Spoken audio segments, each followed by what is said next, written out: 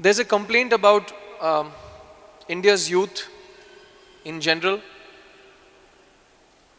that they're very good at announcing problems, at pointing out problems. And I won't take names, but some of India's so-called future, some certain activists who think India should be run differently, are very good at pointing out problems.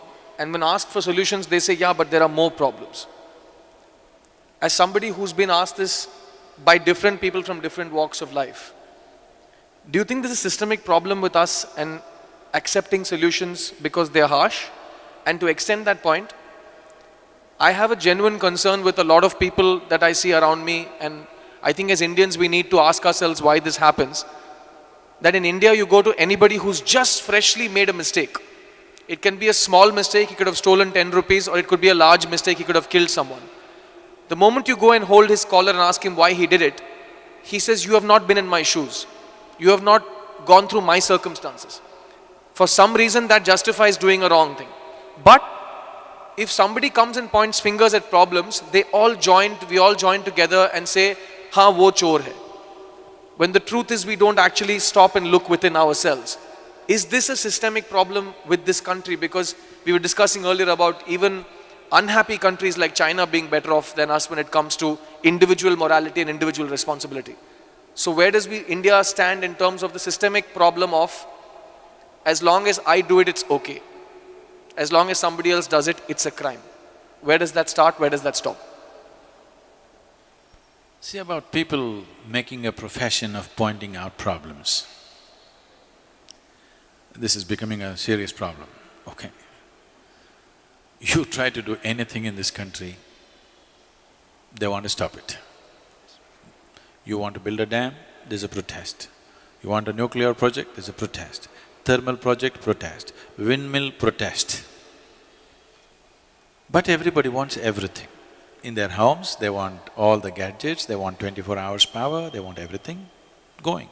This is because we are only looking at the problems and we have not taken up the challenge of creating solutions in our minds.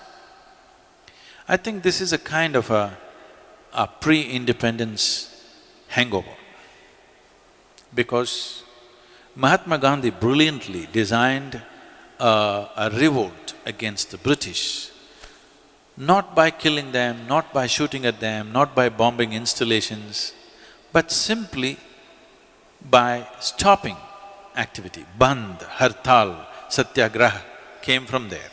It was a brilliant device for those days because we were conquered. But even today, if you want to become a leader, I'm just telling you, this is a secret, okay? Suppose you want to become a political leader, don't try to build a road, build a dam, do this, do that. No. Gather 100 of your fans and block a highway. Make our lives miserable.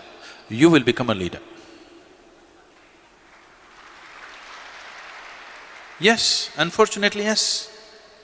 You stop the train, you stop the road, you cut the water, cut the electricity, you will become a leader.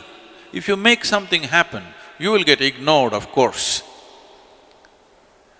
Making the nation go and making the nation stop are two different kinds of technologies.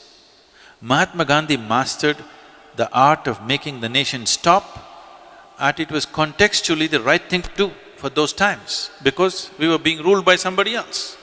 But we are still doing the same thing. State governments are demanding that they must have a right to call for a bandh. Bandh means closure. I cannot understand how an administration can call for a bandh but they're actually saying it's their right to call for a bandh. Close down something and you'll rise in your prominence. This must change. We should never identify people who stop something in this country as leaders. This must be done by all the citizens. Whoever stops something in this nation should never ever be our leader. Whoever makes things happen in this country, he must be the leader, isn't it?